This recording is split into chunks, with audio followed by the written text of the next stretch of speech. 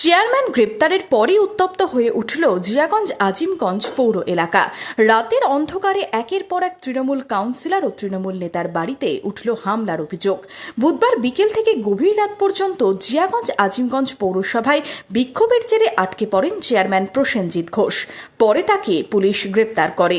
এরপরই বৃহস্পতিবার রাতে জিয়াগঞ্জ আজিমগঞ্জ পৌরসভায় একের পর এক কাউন্সিলরের বাড়িতে হামলার অভিযোগ ওঠে।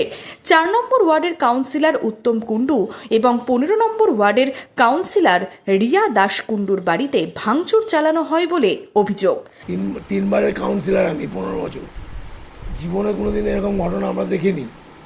কারো বাড়িতে গিয়ে হামলা, আমার বাড়িতে বৌমা আছে, নাতি আছে, নাতনি আছে, আমার বউ আছে, বাড়িতে এসে অত্যাচার, বাড়ি ভাঙচুর, এসি ভাঙচুর, আমার গ্যারেজে লাত মারলো, আমার গ্যারেজ ভাঙলো। এগুলো কি জীবনে আমরা কোনোদিন কারো ক্ষতি করিনি। দেখুন, রাজনীতির ময়দানে জিতা হারা থাকে।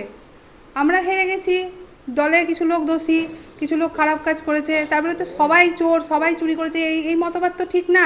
এরকম নোংরা রাজনীতি কেন হবে? আমরা দুজন বয়স্ক একজন মা তুল্য মানুষকে যা নয় তাই ভাষায় গালাগাল করছি। এটা কি তাদের পার্টির কালচার? এটা কি তাদের পার্টির কালচারের মধ্যে পড়ে? আমরা একটা মানুষের বাড়িতে এসে আজকে 30 বছরের কাউন্সিলর, আজকে 15 বছর আগে বাড়ি বানিয়েছে, বলছে চুরি করে বাড়ি বানিয়েছি। গোটা বাড়ির এসি, লাইট, কাঁচ, সমস্ত কিছু, দরজা জানলা সমস্ত কিছু ভাঙচুর করে গেছে। এটা কি তাদের কালচারের মধ্যে পড়ে? আমি তাদেরকে প্রশ্ন করব, গোটা জিয়াগঞ্জবাসীর কাছে আমার প্রশ্ন।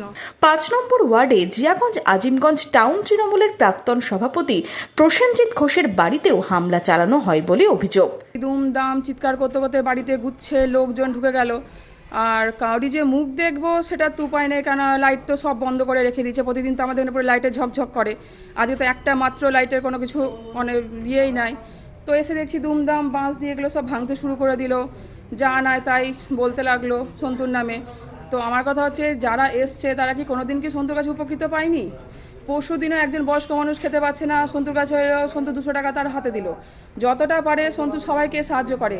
কার মেয়ের বিয়ে হচ্ছে না, কার কন্যাদান, কে মারা গেছে তার কাজ হচ্ছে না, সন্তু যতটা পারে নিজের পকেট থেকে টাকা দিয়ে ও সাহায্য করছে।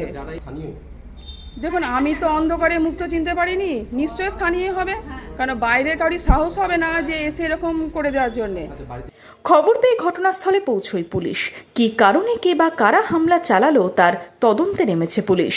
মনমোহিনী হেলথ কেয়ার, স্বাস্থ্য সেবায় অটুট শ্রেষ্ঠত্বের শিরোপা।